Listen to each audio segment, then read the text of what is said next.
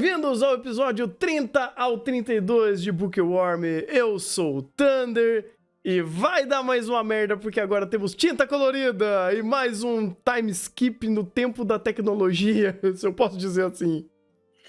Aqui é o Maurício e dessa vez eu vou reclamar de produção, começando já referindo ao episódio 30, porque eu passo o pano para Bookworm, mas o que eles fizeram foi ridículo. Vai, aí eu tenho que te perguntar em qual ponto específico você tem que reclamar, porque eu posso reclamar de tudo. Então, o que exatamente você quer reclamar? Não, eu ia reclamar do genérico, que é a produção e o roteiro saindo na porrada, porque eles querem fazer a animação fluida pra lutinha, pra porradinha, mas pro resto, dane-se! O gap disso É só não pra foi, deixar foi no gravado 31. isso. O gap disso foi no 31. No 30 não teve tanto esse problema. O 30 foi mais dela começando a viajar pra fazer aquele festival da colheita, então. Alguma coisa assim. O festival que ela vai passando com... rilando, tipo, dando mana pra aqueles cálices e... Como que funcionava aquilo mesmo? Tipo, ela recarregava os cálices e aqueles cálices, eles eram reabastecidos pros senhores daquelas regiões e eles usavam essa mana pra cidade? É mais ou menos isso?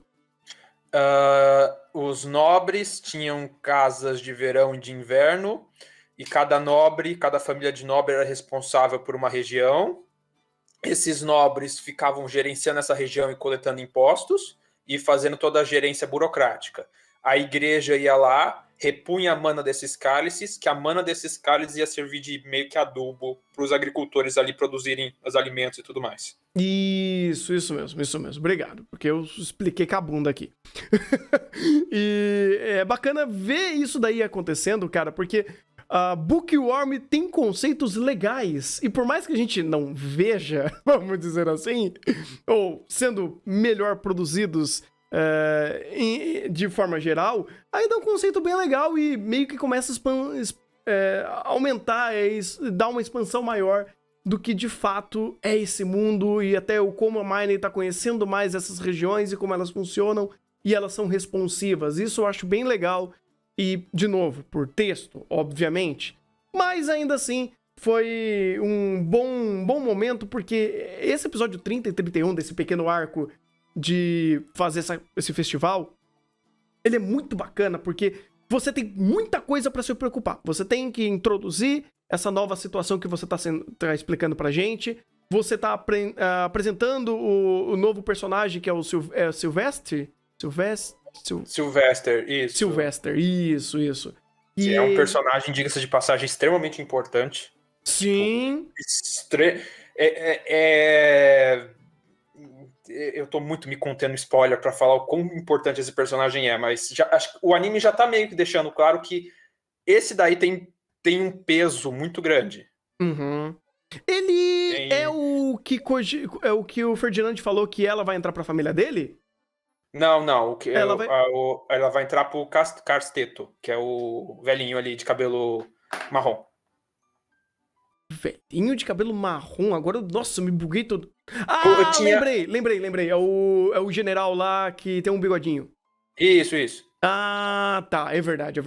Eu confundi. Isso. Apesar de que, né? Bem, se a gente for olhar a coisa. Bookworm mais pra frente aparentemente se importa com cor de cabelo de personagem. Então, né? Se o par é verde ou azul, o cabelinho ou sai verde ou sai azul. No caso ali da Mine, o Casteto é meio difícil dizer que ela é filha. Seria realmente mais fácil se fosse do Sylvester, que os dois têm cabelo azul e os dois têm olho amarelo, não tem? Não, o Sylvester tem olho verde. Mas mesmo assim, vai. Se fossem se preocupar com isso, ou de alguma forma isso ser conectado, a gente não sabe a cor, o RGB da esposa dele, então... a gente não sabe como funcionaria nisso. Vai, a Mine tem cabelo amarelado, meio castanho, ele tem aquele cabelo mais castanho claro também, dá meio que fazer essa mistureba de cor aí. Mas eu não acho que eles iriam pra esse ponto, ou pelo menos eu não lembro de Bookworm ter falado abertamente sobre cores. Assim, de Não, eu coloração tô do enchendo o personagem. saco. Não, Eu tô mas enchendo o saco porque Ah, no caso específico mais pra frente, quando nasce o filho ali, a gente vê esse padrãozinho de, vamos dizer assim, um certo padrãozinho de cor no uhum. cabelo de personagem. E eu só tô enchendo o saco. Na verdade, por isso que eu ia falar, é uma encheção de saco, mas eu acho que tem fundamento se quiser. Porque Bookworm poderia, se ele quisesse, se preocupar com isso. De fazer essa associação. E aí, eu não sei se ele gostaria e se a gente já tem um padrão pré-estabelecido de alguma forma sobre coloração de personagem. Porque ele nunca falou diretamente se tem, e as cores meio que são aleatórias. Mas se ele quisesse pelo menos traçar um parentesco de quem tem a cor de quê, pode ser também. Mas também eu acho que também não é uma informação muito relevante ao que Bookworm tenha falado até então. Pra vocês terem ideia, até ReZero tem isso. Não de uma forma direta, mas quando... Eu não lembro se só na novel falou ou se no anime também. Mas quando ele te dá algumas informações sobre cor de cabelo, tem coisa do primeiro episódio que você fala, então por isso que isso aconteceu. Em Bookworm não tem, ou pelo menos até agora a gente não tem nenhuma informação sobre cores de cabelo, olhos e coisas do tipo. A própria Mine tem a coloração como qualquer um desse mundo, até porque ela é desse mundo, então tanto faz, né? Então, eu não sei se as cores importam aqui. O que importa é que... não! Eu confundi. É no episódio 30 mesmo. Que teve aquela porcaria de cena deles conversando sobre... Putz, tentaram invadir a mansão, né? tentaram. E aí, depois dessa conversa, tem a lutinha. Cara, isso me tiltou de um jeito. Obrigado, não tava tão errado. Não, perdão, fui Mas eu que posso errei. só, antes disso, você tinha dado o toque lá da questão das fazendas, da mana e tudo mais. Só queria comentar um negócio daquilo. Claro. Que eu acho interessante como... Eu já acho que eu devo ter falado isso, mas eu acho interessante como o Bookworm trata o conceito de mana nesse mundo. E como ele faz realmente mana ser importante. Porque geralmente a gente vê em anime de Sekai, o cara vai... O mundo, o pessoal não costuma ter muita mana, o protagonista chega, ele tem super mana, ele é o fodão e ele resolve tudo com a mana dele.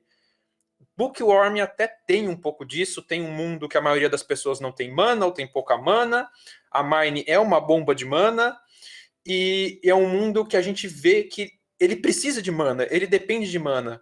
Só que é legal como ele vai estruturando isso de uma forma que ele te passa uma verossimilhança nessa atmosfera medieval, e é realmente uma atmosfera medieval que ele constrói, onde você tem uma plebe que não tem mana, ou se nasce com mana, morre cedo, porque mana, não, vamos dizer assim, poderes, consequências, Bookworm balanceia isso muito bem nessa questão da mana, e eu achei interessante isso, porque antes a gente vinha nessa questão da mana muito, os nobres têm, é importante e pronto.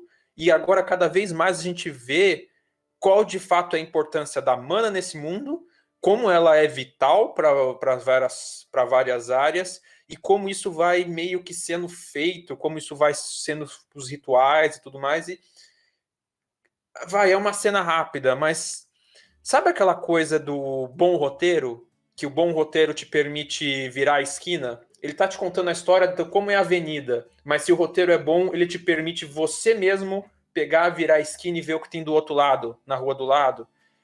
E cada vez mais Bookworm com essas passagens me permite isso. Tipo, olha que legal como esse mundo é rico, como esse mundo é vivo, como esse mundo tem detalhes. Uhum. E o que eles fazem aqui, por mais que o roteiro brilhe nisso daqui, é justamente ele mostrar essa consequência. Porque quando ele diz algo, e quando ele traz um conceito, esse conceito se mantém vivo e é reutilizado, reaproveitado para outros contextos que ele seja aplicado. E o conceito da mana tá aí desde do primeiro momento, ou quando começou a conversa de consumação.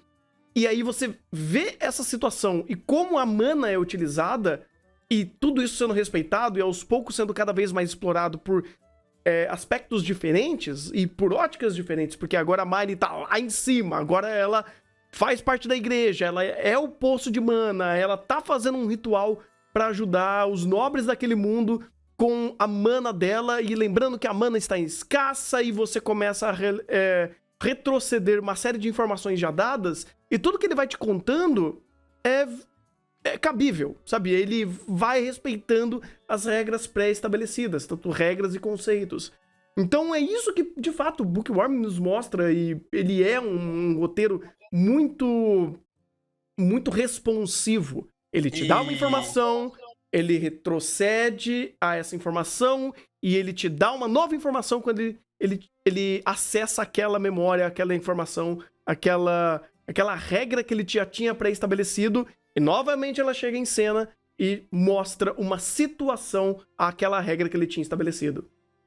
E é legal como o ponto principal focal aqui é a mana, mas a história traça pontos de coerência múltiplos. A gente, desde a primeira temporada, com o pai da Mine sendo guardinha do portão, a gente sabe que os nobres vão de um lado para o outro ali pelo portão, que tem todo um controle disso. Para o que os nobres que tem uma cidade murada toda especial lá dentro tem que ficar saindo por aí? Ó a explicação aqui, ó a coerência narrativa, ó a riqueza de detalhe. Uhum. Então, antes da gente ir pro problema de produção, olha só quem tá puxando problema de produção. Eu queria frisar essa parte do roteiro de Bookworm que... eu tenho que elogiar quando o anime faz bem, né? Porque eu acho que Bookworm a gente já pode tirar... e tá acima da média. Não, Bookworm é bom. Não é simplesmente acima da média merda dos isekais. Bookworm tem um roteiro bom, muito bom. Pois é, cara. É absurdo, inclusive, como ele consegue se manter em âmbito narrativo, mesmo não tendo uma produção de fato. Porque, cara... a produção de Bookworm é completamente contraprodutivo ao anime. Simples assim. Se você pegar em aspectos audiovisual, o que a produção faz de, às vezes, só ser básica, vamos dizer assim, ainda é ruim. Ainda é ruim, porque você deixa todo o aspecto de você tridimensionar uma cena, ou de dar mais valor e dar mais entendimento a outras coisas que não seja apenas o roteiro bruto, que é regras, que é construção de mundo. Você tira um pouco de personalidade, você tira um pouco do senso, do peso de determinados momentos. E isso daí já dá até pra enganchar com o que aconteceu nesse episódio 30. Você tem tudo sendo feito fantasticamente, da Mine fazendo esses rituais, ajudando nesses rituais de mana, enchendo esses cálices, viajando pra caramba, tendo uma coisa bem interessante, inclusive, que conectava ao fato dela ser uma personagem mais frágil, dela se cansar bastante, ela conseguir fazer essa saga toda sem morrer, que é uma coisa incrível, e isso se preocupam com isso, e falam, vamos pegar leve, e é contextualizado. Tipo as poçãozinhas do Ferdinando, que tem a piadinha que elas têm gosto ruim, mas olha o Bookworm se preocupando com, tipo, tudo bem, a Mine tá ficando mais forte, a gente tem uma bomba de mana ficando mais seguro, mas ainda é uma bomba. Mas você tem, tipo, toda a lore de Bookworm não foi esquecida, ela vai sendo acumulada e vai se construindo. Uhum. Vai se respaldando. E ainda é surpreendente, porque aqui ele testa isso. Tipo, ele joga de fato a Mine em uma situação que é de estresse, sabe? É viajar pra um lado pro outro, ritual, e joga a mana. É muita coisa pra ela segurar. A gente sabe que ela tem esses problemas, e a gente já viu ela sofrendo por menos, sabe? Então, quando ela faz essa jornada e ela tá bem em fazer tudo isso, e dar até espaço pra conversar sobre outras coisas mais triviais, sobre comida, que, vamos lá, de trivialidade não existe nada, porque tudo isso também é importante. Conversar sobre comida é essencial pra criar uma correlação com o Sylvester. Você fala, mano, até isso, Bookworm, até isso você faz bem. Porque, tipo, correlacionar com um personagem novo que tá sendo introduzido utilizando essa cena, essa conversa, pra dar informações de comida, correlacionando eles, dar essa segurança, esse jogo de de palavras que eles vão fazendo pra conseguir trocar informações e ela começando a criar confiança nele e ela também entendendo quem é esse cara, porque a princípio ele era extremamente esquisito e pouco confiável e é tipo numa conversa vai fluindo e você vai entendendo quem é quem aqui. E isso é incrível, porque a gente começa a entender quem é o Sylvester e a gente começa a ter mais indícios de, vamos dizer assim, posições, quem ele é, qual é a força dele, tudo bem. A gente sabe que ele é outro monstro, que nem o Ferdinando e a Hermione na luta com a barreira mágica mais pra frente do episódio. Mas é interessante que roteiro bem feito. A gente sabe que os nobres têm toda uma etiqueta da forma de se tratar e a Hermione já vem sendo instruída disso desde o começo. O que a gente vê aí, Sylvester meio que impede igualdade ali com Ferdinando na mesa, em termos de ser respeitado e de dar as ordens ali da etiqueta, dar as ordens entre aspas. Então, legal, a conversa em si ajuda a introduzir melhor e reforçar melhor quais as características do personagem. O esquema do diálogo já mostra mais ou menos qual o nível de nobre dele, digamos assim, que ele provavelmente está pau a pau com o Ferdinando, ou é um nível alto. Não é que nem vamos lembrar quando temporada passada o Ferdinando foi com os outros guardas lá enfrentar o Trombe, todos os guardas estavam abaixando a cabeça para ele. Uhum. Todos os guardas, incluindo o Casteto, que tá aí junto. O Sylvester não abaixa a cabeça pro Ferdinando, trata ele como igual. Então a gente só sabe o nível. A gente já tem aí o Beno recebendo uma bomba de presente nem sabendo, que é o Sylvester descobrindo, gostando dos pratos da Hermione. E a Hermione é uma dor de cabeça pro Ferdinando, não, pro Beno. Uhum. Mais pra frente. Engraçado que você tá falando tudo isso, cara, e isso daí é 100% feito por conta de texto! Eu sei! Mas é por isso que eu falo, texto de Bookworm. É incrível. E o chat falou, o Sylvester não é educado ou formal. Isso, eu tenho quase certeza que isso conta muito pro roteiro de Bookworm, porque quem que é esse cara, que é um nobre, que em teoria tá sendo respeitado do mesmo nível do Ferdinando e que tá pouco se fudendo pra tudo? Uhum. Esse cara tem alguma coisa aí. Tipo, tem coisa aí. Tem coisa aí. E ele é um nobre, não é? Ele é um nobre. Então tem coisa aí. E é engraçado, porque, tipo, essas coisas, por exemplo, de você entender a posição de cada um aqui, isso daí, teoricamente, não se faz por texto, se faz por montagem de cena. Sabe? É literalmente por atuação. E não existe atuação em Bookworm, então quem que te lembra disso? O texto. Sim. É fantástico. Ou melhor, é triste. Por isso que melhor roteiro do ano, Bookworm é sempre injustiçado. Pois é, de fato. De fato. Ele tem que segurar muita coisa, cara. Muita coisa. Ele faz o papel de todo mundo aqui. Esse ano eu acho que Bookworm... Eu vou ter que dar os devidos méritos pro que ele faz aqui, cara. Porque não é pouca coisa, não. Não é pouca coisa, não. E outra... como isso vai sendo montado é fantástico, cara. Como o roteiro vai te dando todos esses pormenores. E por mais que ele não tenha produção, ele ainda te traz essa segurança de causa e consequência de eventos sendo construídos e como a narrativa não se perde. O roteiro aqui, ele literalmente faz o papel de tudo, da direção, da construção de cena, de tudo, cara, tudo que o que Bookworm faz aqui, ele faz por texto, é quase você ler um livro, obviamente sem a narração da contextualização de cena, porque a contextualização de cena é feita por esse PowerPoint mequetrefe.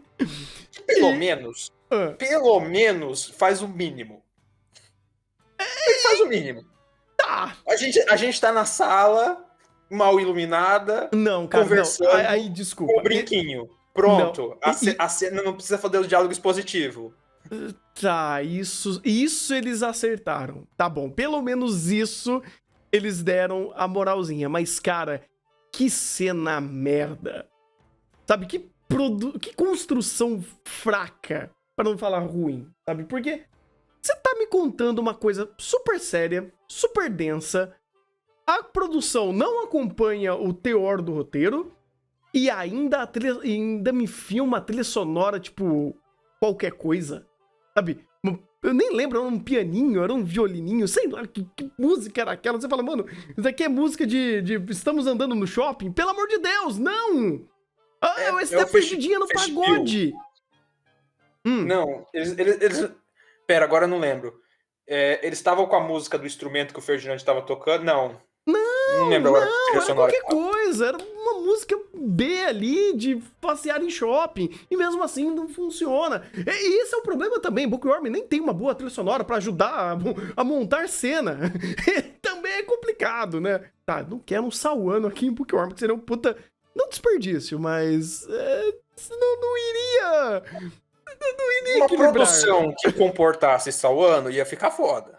Porra...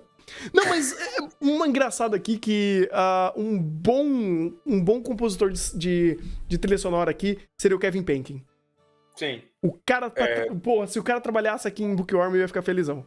Ele ia mandar muito bem. Porque permite... Bookworm não precisa do épico. Bookworm precisa do ambiente, da tensão, de outras coisas. Sim. E eu acho que ainda até o próprio... O Kevin Penkin faz uma coisa meio pesada também pra Bookworm.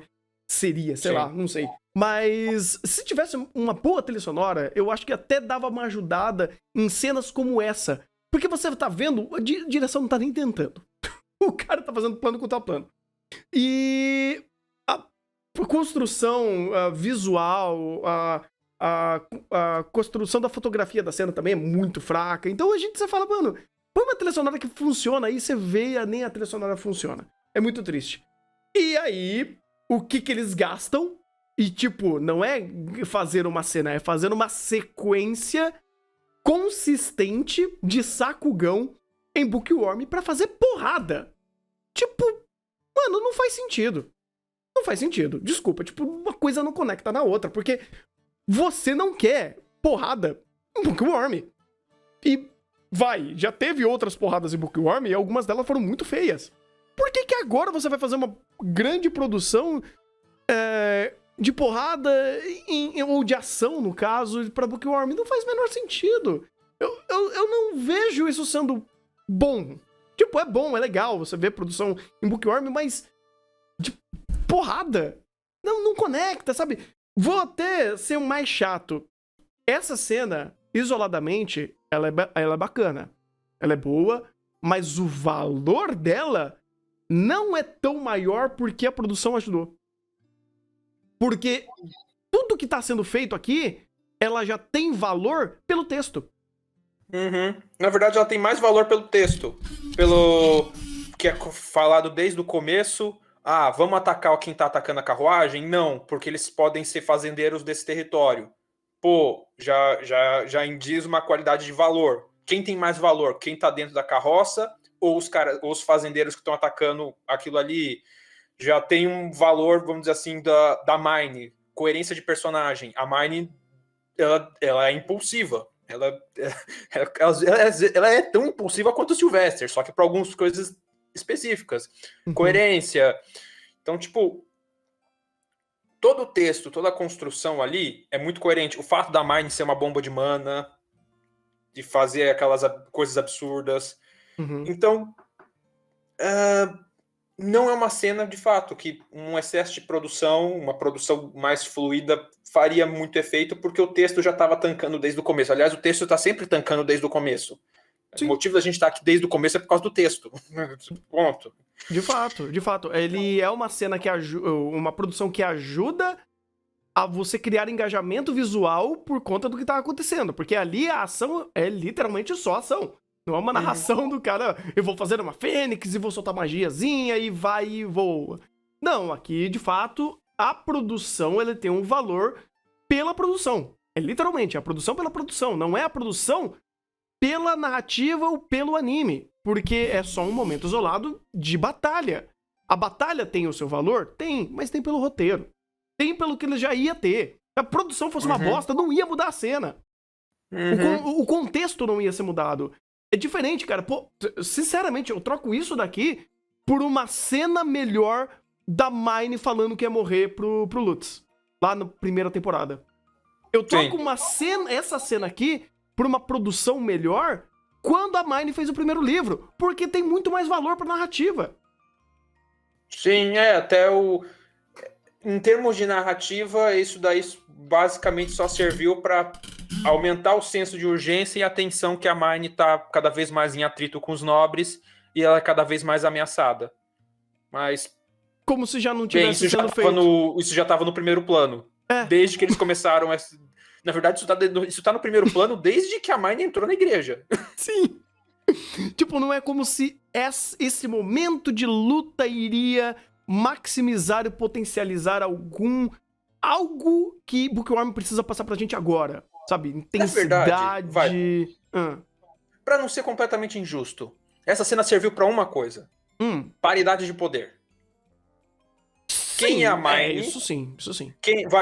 Na primeira temporada a gente teve uma noção do qual é o poder da Mine. Um nobre babaca, quanto que ele heala da cratera, quanto que a Mine heala tranquilamente. Beleza. A gente sabe que a Mine tá no pau a pau com o Ferdinando, provavelmente um pouco acima.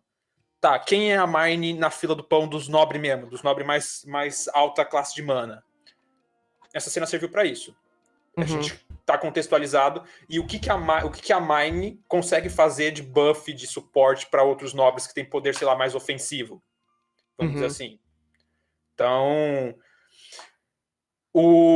isso daqui serviu pro power play de mana, digamos assim. Vamos contextualizar aqui. A Mine é uma bomba de mana. A gente passou 3 temporadas praticamente falando que essa pirralhinha ela pode matar todo mundo se ela surtar de vez e a mana dela sair do controle. Vamos dar a dimensão do que isso saiu do controle. Porque quase saiu ali. Se o Ferdinando não tivesse dado as instruções, como ele mesmo falou pro Sylvester, não dá pra parar ela. O máximo que eu posso fazer é guiar pra onde vai essa onda de destruição. Se ele não tivesse guiado, aquele salteãozinho já tinha virado carne moída. Sim. E olha que interessante, a Bookworm é tão rico que um bom momento de ação, ele só respaldou a própria ação. Sim. Tipo, é só a porrada. É engraçado, porque, tipo, você tem tanta coisa boa em Bookworm que quando você faz uma boa ação, um bom momento de luta, ele tem um valor menor do que a grande narrativa que é Bookworm. E eu concordo com você. Eu concordo bastante. E de novo, eu sei, eu tô sendo chato porque eu tô reclamando de... Não tem produção em Bookworm, quando tem eu reclamo. Porque dava pra ser assim sempre. Inclusive, a produção de Bookworm ser essa catástrofe é uma escolha do comitê de produção. Sim. Tipo, o Rafa até falou hoje, se eu não me engano, que o diretor já nem tá mais, nem no estúdio Agiador. Não é mais o diretor que tá fazendo. Essa produção, essa temporada já está pronta, inclusive. E eles escolheram ser assim, porque teoricamente é mais barato. Ele tem um ar, como foi falado na primeira temporada, ele tem que passar essa ideia de ser mais infantil. Mas caralho, por ser infantil tem que ser ruim? Tem que ser porco? Tem que ser... simplório demais? Ah, velho, pelo amor de Deus, eu não compro essa historinha. Não deveria. Não deveria, mas você sabe que é assim, né? O anime infantil tem que ser mais cartoonizado, traço mais... Vamos dizer assim, mas o estereótipo do anime infantil é o traço mais cartoonizado, o traço mais simples, as falas mais bobinhas, e os shounen, seinens psicológicos com ultra produção e porrada e coisa do tipo. Apesar de que, vamos lá, o Bookworm tem um roteiro mais adulto que muito anime seinen psicológico que a gente vê em temporada genérico, né? Até porque Bookworm não é uma narrativa infantil. Nem de perto. Nunca foi. Eu realmente acho de uma falta de entendimento gigante uma pessoa que olha Bookworm e fala, é uma obra infantil. Irmão, se você pega a primeira capa da primeira novel, não é infantil. Você lê a sinopse de Bookworm, não é infantil. A garota morre soterrada no livro. Hã? E é simples, a gente já sabe. O comitê de produção não lê a própria obra. Não, de fato não lê. De fato não lê. A gente já tem N exemplos no mundo dos animes que o comitê de anime sem roteirista e o comitê de produção que não sabe o que vai produzir.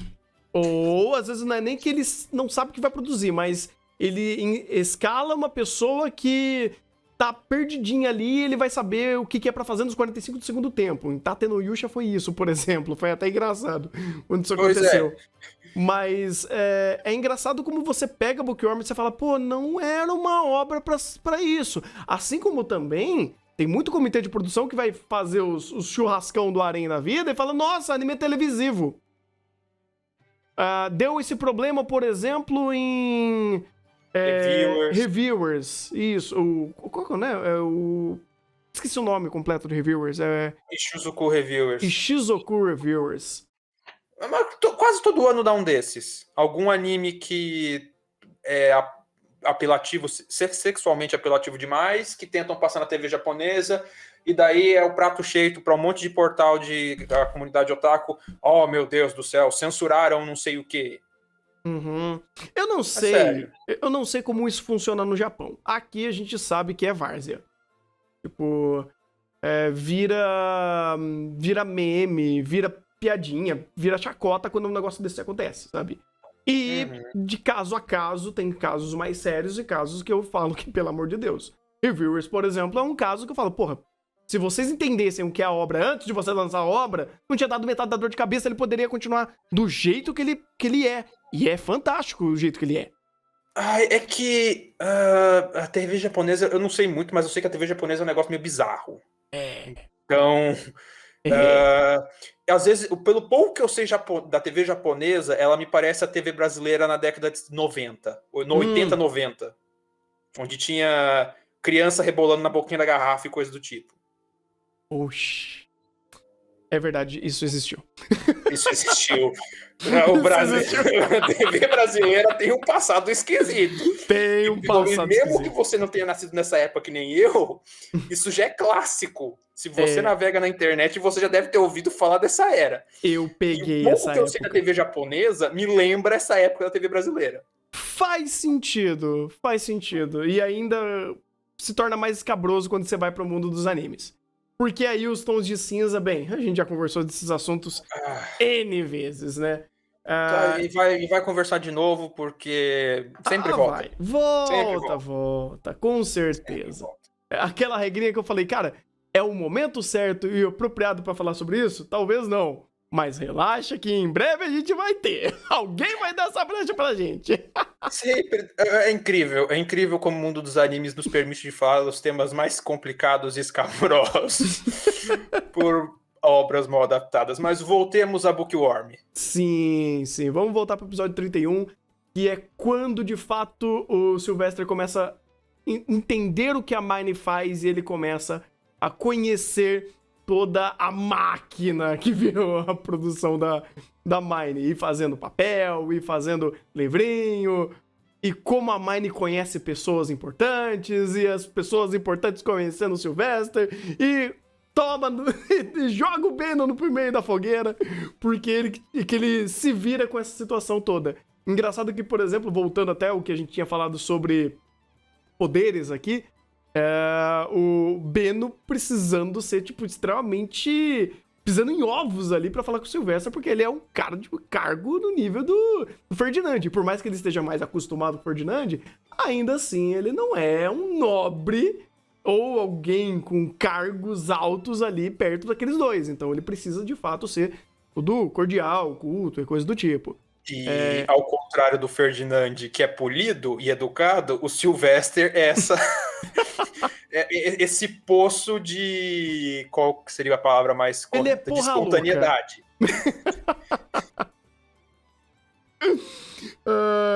É legal, inclusive, como o próprio Ferdinand começa a entender as coisas que a Mine tá fazendo quando ela vai mostrar a oficina pro Sylvester e fala: "Ei, Marner, você já tá fazendo tudo isso? Vamos conversar depois? Eu acho que você evoluiu demais aqui."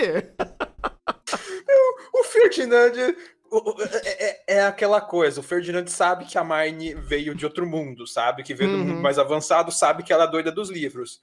Mas eu vejo uma coerência muito interessante dele não fazer a menor ideia da capacidade que essa coisinha tem de causar o caos. Porque, vamos lá, a Marnie já fez uma indústria de livros dentro da igreja. Já. Literalmente e com todas as usando... facilidades de estar encoberto pela igreja. Cara, é bizarro, porque você pensa, ela está fazendo uma indústria de livros usando os... Ai, como que era? Os órfãos. Órfãos, isso. Eu tinha esquecido essa palavra. Roteiro super infantil esse, né? Ela tudo bem, ela salvou os órfãos da miséria, mas basicamente ela tá contratando crianças a preço de alimento para fazer livros que ela tá vendendo por alguma certa fortuna. Roteiro infantil.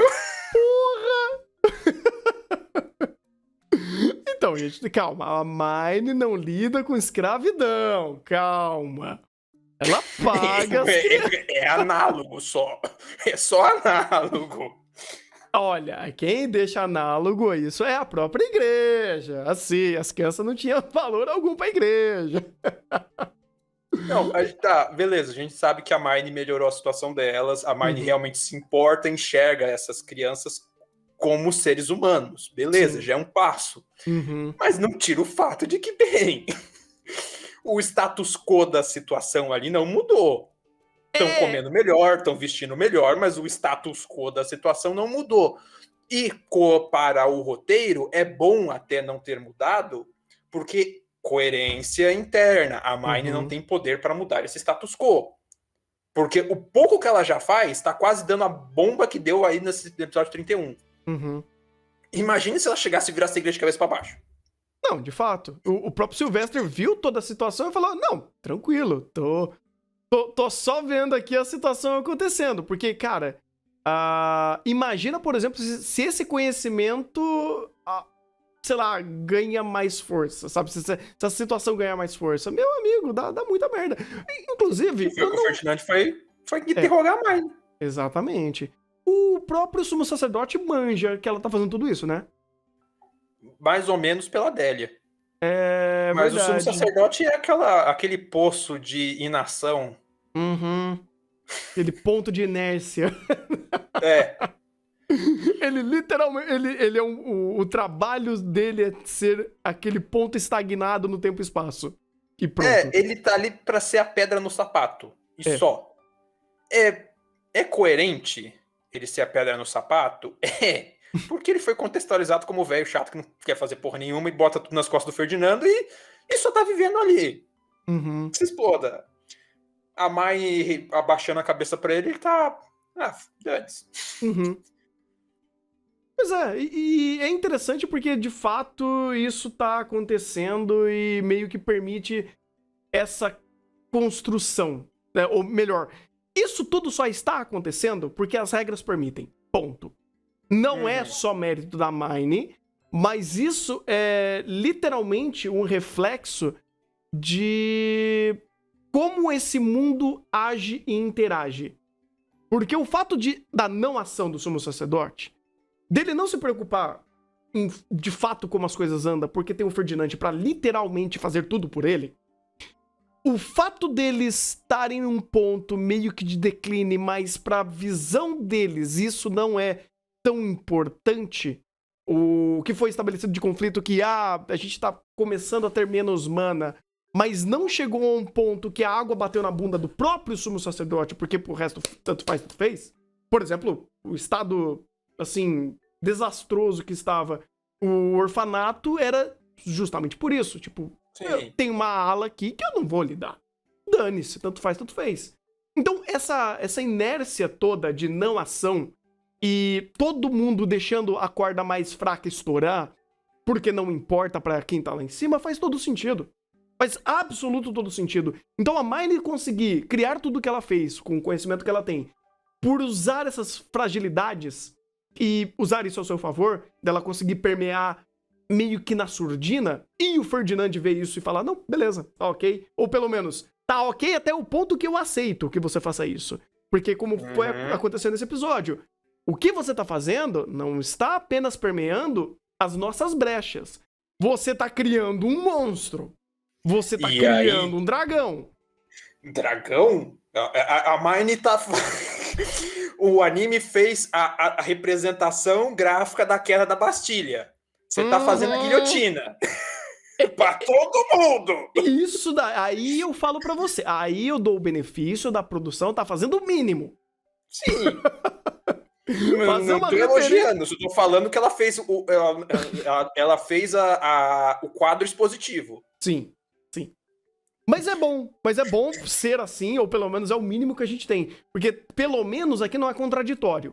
Então, quando ele tá mostrando que visualmente ele tá mostrando e conectando com o texto, o Ferdinand fala, olha, a gente trabalha manualmente para criar esses livros. Você tem escritores, você tem pessoas letradas que trabalham muito tempo da vida delas para produzir um livro. Você tá literalmente jogando todo o trabalho que essa galera tá fazendo no lixo, porque meia dúzia de criança tá usando as ferramentas que você criou e fazendo livros muito mais rápidos que você. E com uma qualidade melhor. Isso é fantástico, porque essa é a perspectiva de alguém que moraria naquele mundo, que tá vendo o problema econômico. Com a perspectiva da Marnie, o problema social que a impressão em larga escala causou, que é o contraponto da Marnie. Porque o Ferdinand, como alguém desse mundo, olha, bem, se ela fizer isso, esse pessoal todo perde emprego. Qual o contraponto da Marnie? Verdade. O que aconteceu no seu mundo? Bem, as informações andando mais rápido permitiu uma difusão cada vez mais rápida de ideias, e essa difusão cada vez mais rápida de ideias gerou toda uma instabilidade política, toda uma mudança de regimes políticos, que resultou em Nobre perdendo a cabeça. Sim, sim. E é bacana que existe essa conversa, inclusive a conversa que geralmente a Mine tem com o Ferdinand, ele é muito pautado a isso. É literalmente duas pessoas completamente distintas, com contextos completamente distintos e se chocando. Mas assim, de um jeito bizarro. Porque existe muito valor nesse choque de realidade, não é só de cultura, de realidades, quando o Ferdinand e a Mine estão conversando nessa salinha. Porque literalmente, olha, a gente fez, ou melhor, você fez isso, e a gente vai conversar sobre isso que você fez, porque isso que você fez, na sua visão, pode significar X. Na minha visão, significa 2y ao quadrado. Sabe? É muito louco. Significa x elevado a x elevado a 2x elevado a 30. Exato. Porque eu vou até pegar um comentário que fizeram aqui no chat do Gabriel, que a gente tá vendo aí a Mine revolucionando pela revolução da escrita. Ele falou se a Mine soubesse fazer máquinas movidas a carvão referenciando a primeira revolução industrial. Isso daqui, eu quis pegar esse comentário porque é um trope muito comum de Isekai. O cara vai para outro mundo e vai fazer a revolução industrial, e máquina a carvão, e indústria, e não sei o quê. E a gente já viu isso em um monte de lugares, certo? Não só em Isekais, mas animes genéricos que o cara vai para uma sociedade, entre aspas, primitiva, ele tem o conhecimento do nosso mundo e vai revolucionar. Vai fazer máquina a vapor, vai fazer a cacetada 4. Posso só dar uma vírgula nisso? A pergunta é, a gente viu?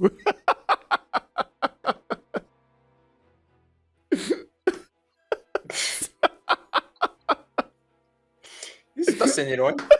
Então, é uma pergunta dessa. A gente viu isso acontecendo? Assim, o máximo que eu vi foi uma vaga tentativa errônea de tentar fazer tudo isso. Eu não lembro quem que fez isso direito.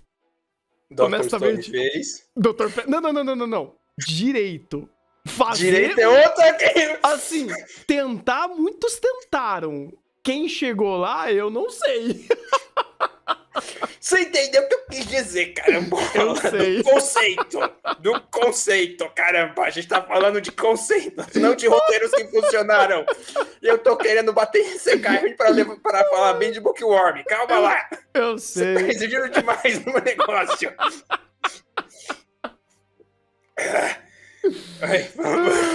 Viu? O ódio movimenta. O ódio ajuda. O que eu queria trazer com esse negócio? Porque é muito fácil a gente falar de revolução humana, pensando na revolução industrial, revolução fabril e tudo mais.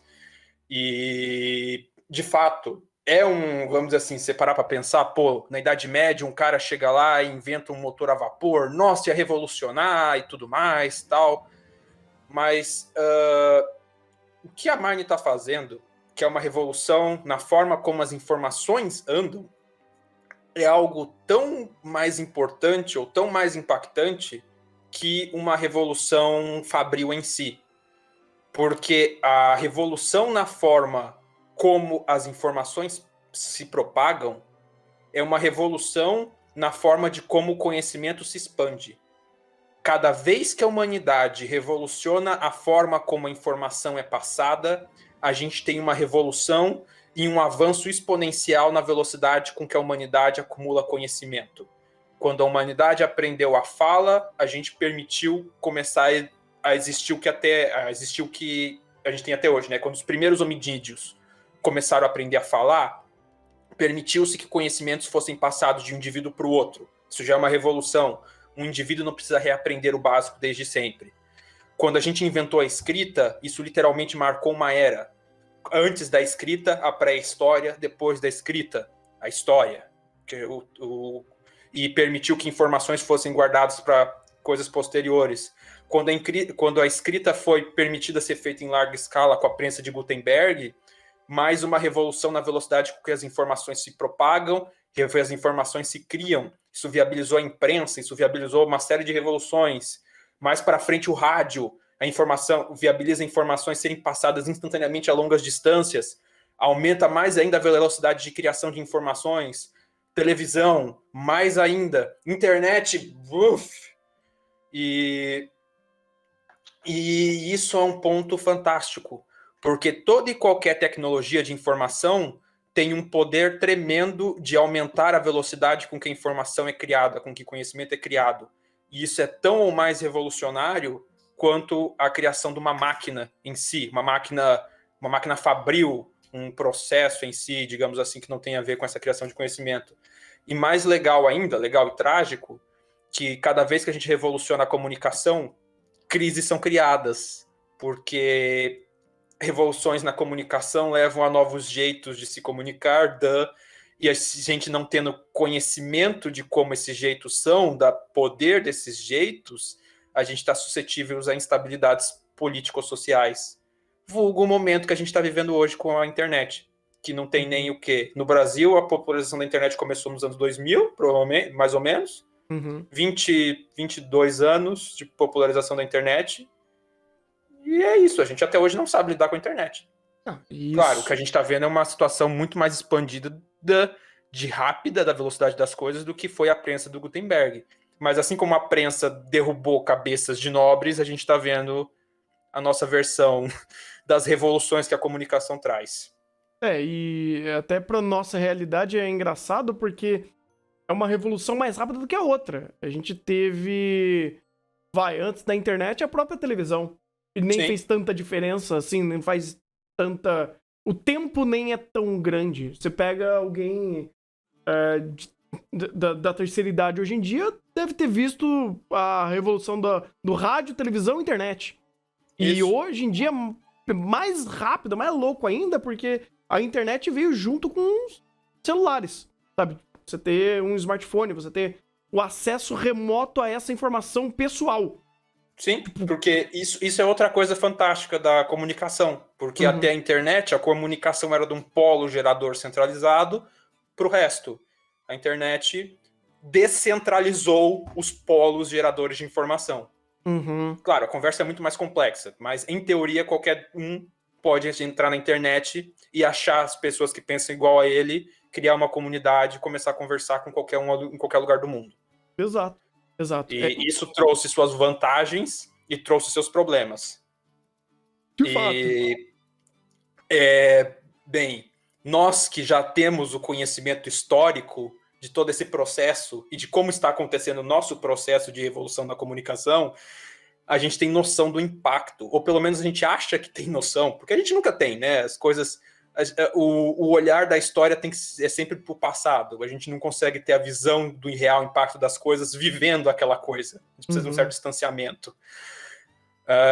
Mas a gente já sabe o que foi a prensa de Gutenberg, e a gente sabe que ao nível da época, o negócio foi feio, porque pela primeira vez, o povo, alguém podia expressar em larga escala ideias, né? Surgimento da imprensa, de novas ideias que podiam ser facilmente propagadas a baixíssimos custos e facilmente espalhadas por toda a população.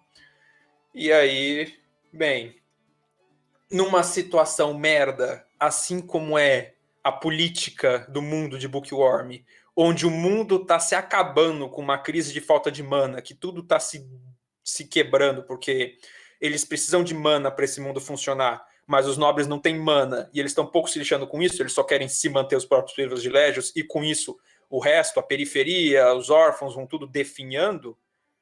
A Mine levantar uma imprensa, a possibilidade da prensa de Gutenberg e da imprensa nesse mundo, é uma faísca do barril de pólvora. O barril de pólvora é a situação econômica e socialmente delicada de uma grande parte da população. A desigualdade social é um barril de pólvora. A faísca é tudo aquilo que suscita esse barril de pólvora a explodir. E a Mine acabou de levantar uma. Ou levantaria, se o Ferdinando não tivesse falado para ela, então, não. E, tipo, faz todo sentido, né? Porque daí ele explicando a situação pra ela, fala, se você for fazer isso, o mínimo que pode acontecer é você ou sua família querer ser caçada e morrer. Então, segura. Porque você não tem nem costa larga pra isso. Exato. Ela literalmente não tem costa larga pra segurar uma situação dessa. E, como ele falou, se você quer avançar tudo isso, você vai ter que entrar logo pra uma família nobre, pra você ser reconhecida como tal, e diminuir, ou pelo menos afunilar o número de inimigos e pessoas que seriam impactadas com isso. Porque se você continuar sendo apenas uma plebeia, é 2 que você some. Mesmo ela estando na igreja. E junta até com o episódio 32 que a gente viu o Maebara-san. Cara, eu não consigo tancar os vilões de Bookworm, porque vilão é uma palavra muito forte. Porque aquela reunião do Dick Vigarista e seus Mutlis, pelo amor de Deus, cara. Coisa patética. Mas como os vilões de Bookworm são? Porque o principal vilão de Bookworm é o mundo. Sim. É isso que eu ia falar. É coerente. É porque ele é tão caricato que é engraçado.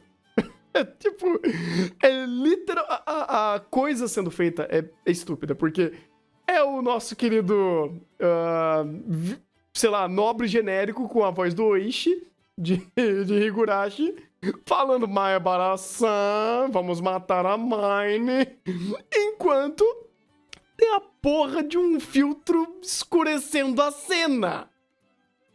É os vilões. Semiótica é o significado da cena.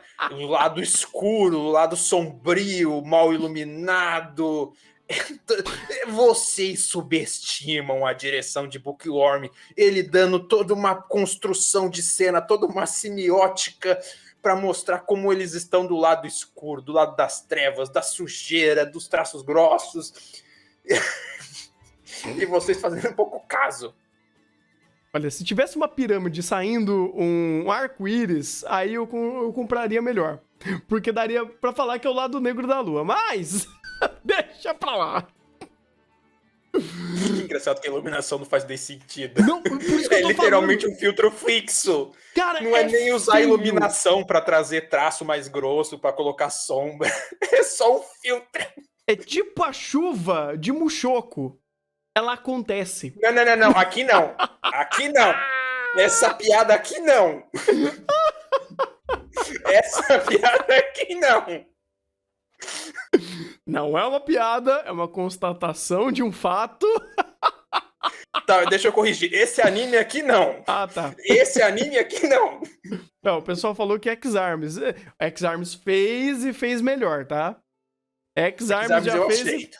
Ele... X-Arms eu aceito. Não, o pior de tudo, que o filtro que quando ele fez foi melhor. Eu tenho que concordar. Me dói, mas é realidade. Ai. Mas. Mas essa parte, tirando a piada desse negócio, essa parte da galerinha dos vilões é legal porque, bem, de novo, o Bookworm conectando o roteiro.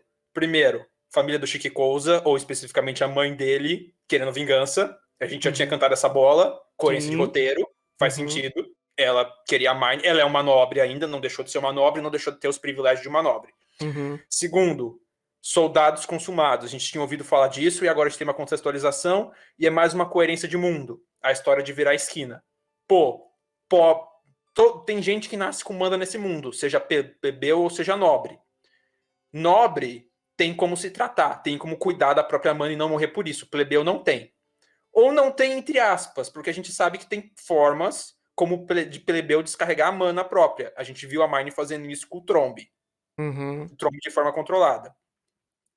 Ou plebeus que tenham poder financeiro comprar ferramentas desse tipo de nobres. A gente tem a noção disso.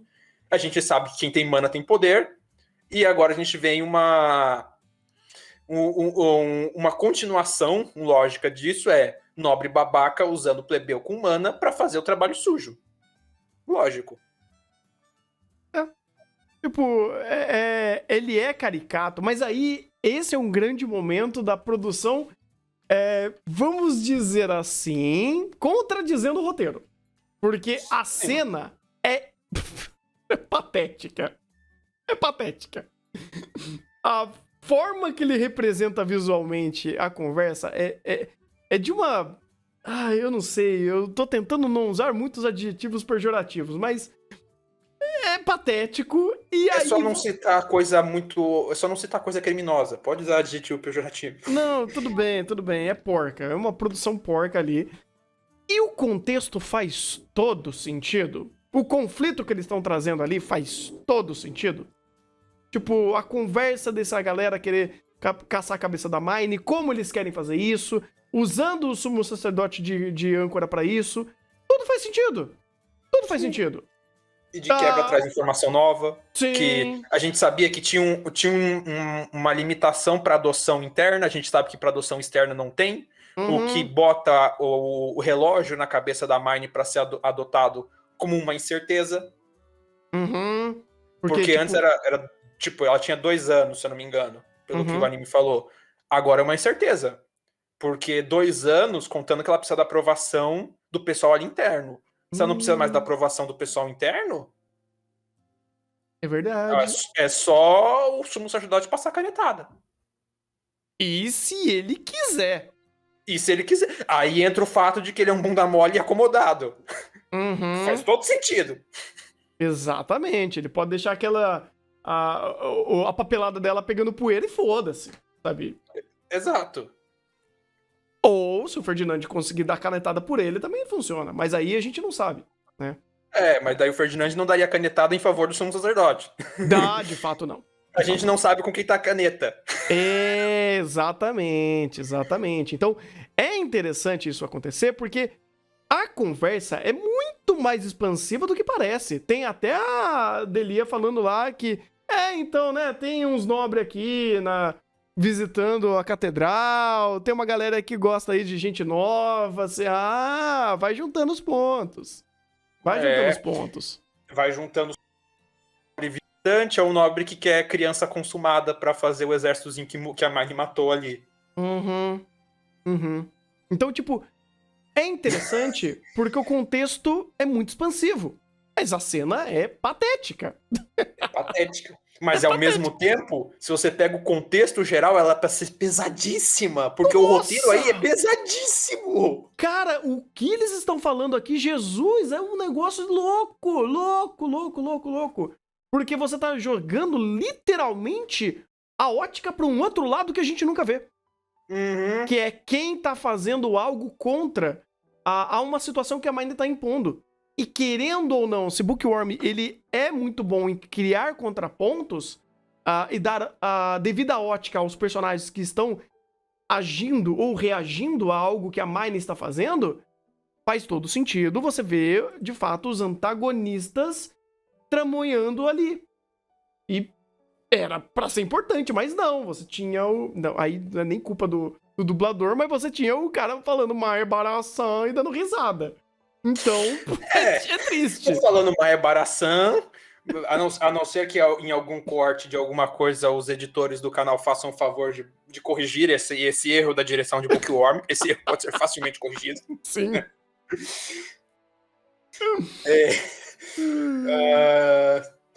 Mas, ao mesmo tempo é legal como o Bookworm também já tá botando...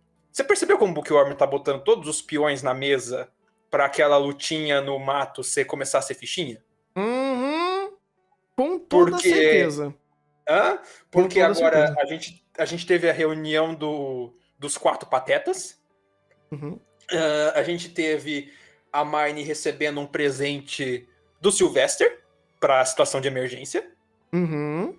A gente tem essa história dos soldados consumados, que também é uma bomba relógio. A gente tem a questão da adoção surpresa, que é uma bomba relógio. Uhum. A gente tem a ameaça de um sequestro iminente.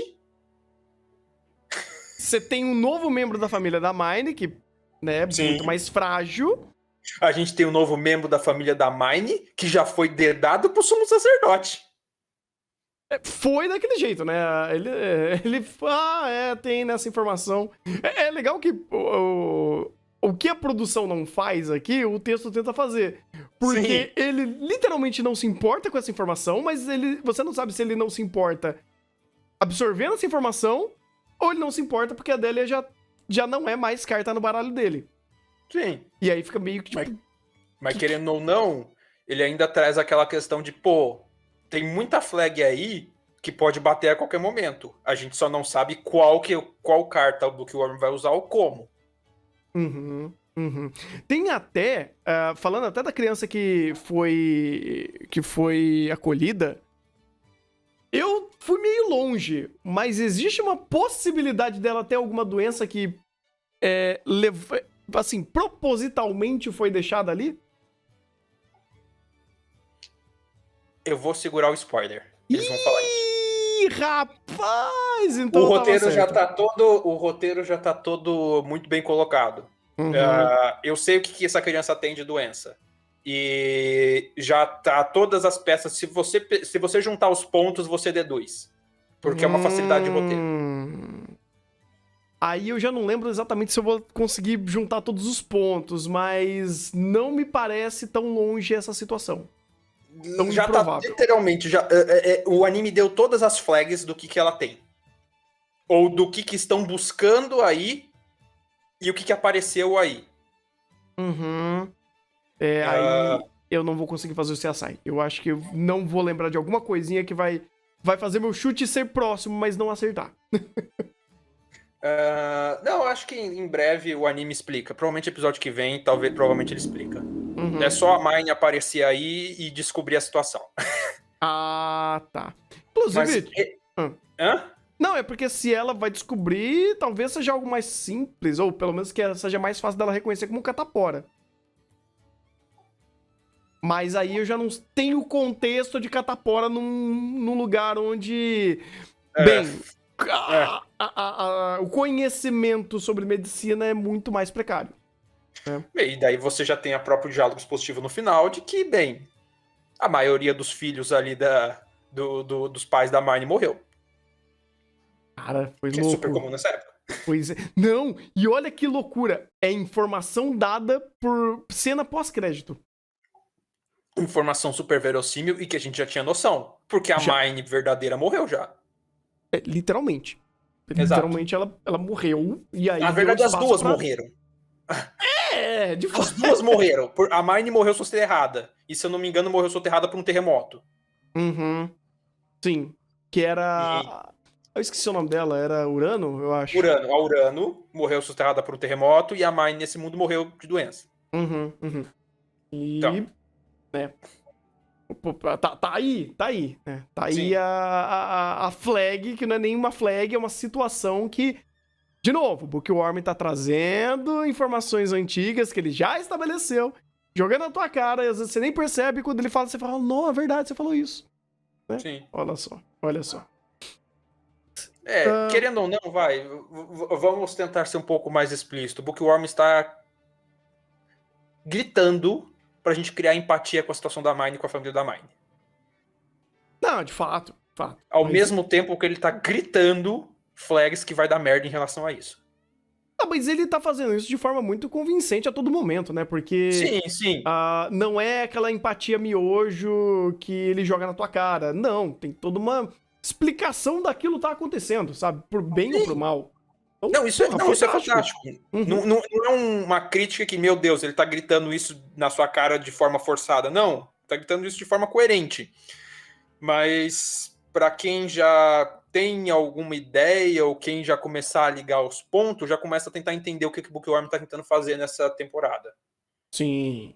Não é Mas, só na temporada, mas é o acúmulo de situações, né? Porque Bookworm é um conceito interessante, porque não existe temporada, existe só mais um barril na sala. como o que no. A gente já pode ir pro 32 ou já tá no 32? Já estamos falando sobre ele. O barril de tinta. Ah. Porque, não sei se vocês sabem, eu vou. Eu preciso fazer referência para esse episódio de Bookworm. Eu pesquisei as coisas, mas não fiz a referência. Mas vamos lá. Bookworm já falou que tinta azul é cara, não falou? Eu acho que sim. Eu acho que sim. Isso é respaldado historicamente no nosso mundo, porque existem poucas fontes naturais de azul. Desafio rápido pro Thunder e pro Chat. Mais pro Chat porque o Cloyster aqui não vai ajudar. Me Uhum. fala um pigmento natural que é azul. Cara, vai. Muito específico, que até o nome diz as blueberry, mas não é bem azul. É roxo. É roxo. Você tem uma série de plantas que elas estão muito mais puxadas para um roxo do que para um azul em si. Isso. E mandaram aí mineral. Mineral? É uma fonte de mineral? Eu não sei se mineral ele também ajuda para pegar pigmento. Na verdade, o principal pigmento natural azul é um mineral. É uma pedra preciosa chamada lápis lazuli. Ou que dá a cor azul ultramarino. Caraca, então é por isso. Tipo, desse nome, inclusive. Por isso que deram esse nome até a pedra. Isso, é uma pedra semi-preciosa. Ela tem o nome da cor é azul ultramarino, porque na época da Idade Média ela vinha ultramar, ela vinha dali da região do Oriente Médio, Índia, só tinha uma mina naquela região. E para vocês terem uma ideia do preço da tinta, a tinta à base de lápis lazuli varia o peso em ouro. Cada grama da tinta valia 1 grama de ouro. Esse era o nível. Daí lá para os anos de 1700, um alquimista que cuidava de cores, fazer pigmentos, estava tentando fazer um pigmento vermelho à base de ferro, só que tinha acabado o potássio dele para fazer o pigmento. Daí ele pegou um potássio de um outro amigo dele, que fazia um tal de um elixir mágico, que tinha um potássio velho contaminado com óleo animal. Daí ele misturou o ferro dele com esse potássio contaminado com óleo animal e conseguiu o primeiro azul sintético, que literalmente fez uma revolução nas cores, que é o azul... Fugiu o nome agora. Chat, é azul... Azul prussiano? Azul da Prússia. Deixa eu confirmar aqui. Eu ia chutar qualquer azul que viesse na cabeça. Pra ver se ajudava. Isso, azul da Prússia. E literalmente foi uma revolução. Porque antes você tinha que fazer uma extração de um mineral de uma pedra que você encontrava em um lugar super restrito do mundo, e agora você podia fazer esse corante à base de ferro. Ferro, cianeto e algumas outras coisas. E isso foi literalmente quebrar monopólios e reinventar tudo, porque até então azul era uma cor só para nobreza, só para quem tinha dinheiro. no máximo você tinha tons de azul, mas sempre puxado para o roxo, que as tonalidades naturais de azul das plantas, na verdade, elas são um pouco puxadas para o roxo, porque os pigmentos vegetais eles tendem a ser puxados um pouco mais para o roxo, por causa das antocianinas, essas coisas. Então, vamos dizer assim, esse azul sintético foi uma revolução e foi quase o que a Marne fez aí. Eu não consegui achar se esses óleos, se esses nomes desses óleos que eles usaram são óleos realmente que existem. Nossa, porque Bookworm, apesar de tudo, tem itens da própria fauna deles aí que tem nomes diferentes, como já foi explicitado na primeira temporada, que tem correlatos com a nossa fauna e com a nossa flora, mas que são diferentes. E eu não consegui fazer uma pesquisa aprofundada para ver se eles estavam referenciando. O canola a gente tem, que na verdade não é canola, né? A canola não existe. Não sei se vocês sabem disso. Canola é uma sigla. Canadian Low Acid Oil. Óleo canadense de baixa acidez. O certo é óleo de colza. Interessante. Mas é legal, porque meio que Bookworm referenciou nesse quadro a criação desse azul da Prússia, que é basicamente um pigmento à base de ferro, uma argila calcinada, por exemplo, um pouco de potássio e óleo animal. Um óleo animal já reagido, já com muito teor de cianeto. Interessante, cara, que interessante. Pergunta completamente aleatória. Se muitos dos pigmentos eles foram feitos, obviamente, de mineral, vegetal e coisa do tipo, a cor verde não deveria ser extremamente barata ou fácil de ser recriada? Não, porque a clorofila é uma molécula super fácil de degradar. Então tem essa daí de quanto o pigmento ele sobrevive a todos os reagentes para tornar aquilo algo colorível, vai. Não sei. Sim, você tem que pensar o que é o que tá te dando a cor. Uma coisa é você ter um pigmento por um composto químico que é pigmentado.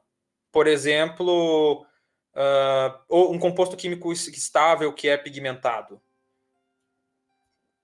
Não estava me vendo nenhum exemplo fácil na cabeça aqui agora. Um nome de molécula, mas acho que eu fiz coisa.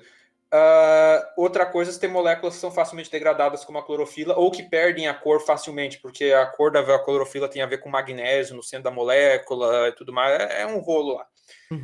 Mas também tem a questão de misturar cores. Então, e outra coisa também que é interessante de pigmentos, que alguns mudam de cor em relação ao pH do meio onde eles estão. Então, no caso, a acidez do óleo que eles usam pode mudar a cor de determinados corantes. Então, é bastante complexo toda essa situação. Não é tão simples. Imagino. Que interessante, cara, interessante. É até legal que eles fizeram isso, Bookworm voltando um pouquinho às origens dos testes, da tentativa e erro, porque, em teoria, a regra geral dos corantes seria isso, pegar uma coisa que tem uma cor, misturar com uma base que vai ser o solvente, que vai dissolver aquela cor, que seja fácil de aplicar na onde você quer ser aplicado e que tenha estabilidade. Só que a gente tem que lembrar que nem sempre aquele pigmento ele tem estabilidade para durar, né? Aquele pigmento pode reagir com um solvente gerando outra coisa, e o solvente também tem que ter a qualidade dele, ser estável, não, e tudo mais. Então, tipo,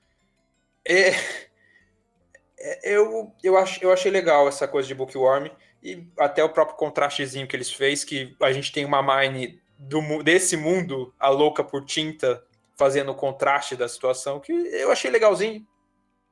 Eu achei bem interessante a forma como eles fizeram. De fato. É bom você também mostrar que tem pessoas bem engajadas nessa parte de criação desse mundo, né? Aí não fica só a Marne fazendo tudo. É legal ver pessoal novo entrando, colocando a mão na massa, trazendo conhecimento e criando novas dinâmicas em cima de uma nova informação que ela tá trazendo também, né? De um novo espectro desse mundo. Eu achei bem legal. E, sim, assim, por mais que, sei lá, você não possa conhecer tanto, quando vê uma área mais específica, Bookworm ele é bem introdutório para mostrar aquele processo, daquele jeito que eles estão fazendo. Então, eu achei bem interessante e é legal você ver essa experimentação toda deles criando uma nova tinta, deles criando novas pigmentações e como isso vai ser, mais um barril de pólvora pra explodir depois, porque essas informações que eles estão cruzando ali, irmão, isso vai longe. Vai longe. A tinta preta já quase matou a Mine, vamos lembrar disso. Então, é isso que eu ia falar. Tipo, se o Nanquim, vamos dizer assim, já tava dando problema, imagina agora que tá tendo tinta colorida. Meu amigo. Ainda mais de cor que é cara. Se a gente pegar paralelo com a nossa realidade, Bookworm nos permite fazer isso em vários momentos, ela tá pegando terra e fazendo uma tinta que vale o peso em ouro. Nossa. Muito stonks. Só que não, muito stonk, muito bonk na cabeça também, né? Porque também a gente não foi tão a fundo da extração de cada material ali, né? A gente não sabe exatamente o precedente de cada um daqueles negocinhos que eles colocaram na mesa. Não necessariamente precisa ser conversado agora, mas porque aqui foi mais conversado. Mas é um ponto que Bookworm, se quiser, pode evoluir facilmente. Sim. De novo, o anime mostrando complexidade de roteiro e mostrando pontos para onde a narrativa futuramente pode seguir. Uhum. Vai seguir para esse lado? Não sei. Pode ir, pode não ir. A gente fica na guarda. Tem tanta coisa que ele já tá se preocupando que explicar por cima esse lance da tinta, de como essa tinta colorida tá sendo feita, não é necessariamente, assim, essencial. Mas é mais uma grande merda que pode dar, e a escala pode crescer até um pouco mais com a tinta preta, que já tava dando um grande problema pra eles. Uhum. Aí vai Bookworm colocar as cartas na mesa, porque o que não falta aqui é carta na mesa. Já tem uma porrada, já tem 3 decks de Yu-Gi-Oh! Em cima da mesa. Com a maioria virada pra baixo. E a maioria são cartas armadilhas. De fato. E... só pra falar de questão complementar por último, e só finalizar essa parte com a parte de reatividade de pigmentos, vamos lembrar do clássico do repolho roxo, que muda de acordo com o pH. Pigmento natural muda de acordo com o pH. Eu acho que é um exemplo fácil para lembrar. Tintas mudam com relação à estabilidade e tudo mais. E você tem todo um estudo da área química muito complexo, muito louco para você entender todo esse negócio e você conseguir um corante que tem a cor que você quer e a estabilidade que você quer. E toda essa informação meio que a gente nem se pergunta muito hoje em dia, né? Porque a tinta meio que já tá pronta. No final do dia, quando a gente vai porque um monte de gente já fez o trabalho pra você não ter que se preocupar com isso. Exatamente. Tipo, pô, legal. Quando eu estudei um pouco mais sobre cores, eu não via pra esse nível de entendimento. Pô, era basicamente saber combinações de cores e tal. Mas, cara, se você pega o histórico de como essas pigmentações foram feitas, nossa, deve ser, tipo, extremamente complexo, extremamente profundo e de um entendimento químico absurdo. Pra chegar legal que a maioria delas foi feita por acidente. Você pega algumas famosas aí, essa daí foi feita por acidente, ou uma indústria queria uma pigmentação de um jeito, conseguiu uma tinta, revendeu barato com outro cara que patenteou e ganhou muito dinheiro. Caraca! Eu conheço zero sobre essa ideia, essa conversa de tintas, pigmentações. Eu não conheço nada. Nada. Não sei. Tipo assim, quando o Bookworm começou a falar, eu falei, não, beleza, eu entendo que existem reagentes e pigmentações e todo um processo químico pra tudo isso acontecer. Mas eu não sei nada de como isso funciona na prática. Ou na teoria também. Se o Bookworm se aprofundar, eu pego e faço referência e a gente faz um chá disso. Mas deixemos o Bookworm seguir o caminho que ele quiser. Já tá bom assim. Sim. E pode ser aquela regrinha também. Eventualmente alguém vai falar disso. Eventualmente alguém vai falar disso. A gente já teve animes de cerâmica. A gente pode ter um anime sobre tintas. Sim. Não, é aquele negócio. Eventualmente alguém vai falar disso. Vai falar certo? Aí já é pedir demais, né? Porque... Isso. A partir do momento que a gente tem anime de arte, a última coisa que a gente tem lá é a arte, então... que a proposta dele era meio diferente. Só respondendo rapidinho, Tuco, questão de nas grandes navegações, cores mudando pelo caminho, eu não duvido, mas eu não pesquisei sobre isso. Posso pesquisar um pouco, trazer no próximo episódio, se for pertinente. Não, de fato. Se Bookworm der mais der mais margem, a gente conversa mais sobre isso. Sim, sim. É isso. É só isso. É só isso, né? Porra. Só isso. Quase 1h30 conversando de Bookworm, mas é mais uma conversa padrão de Bookworm. Chá padrão comigo, é de 1 hora pra frente, meu filho. Não! Aqui... O chá já legalizou o fato de você ter 2 pirulas de duração por podcast, isso daí é normal. Normal.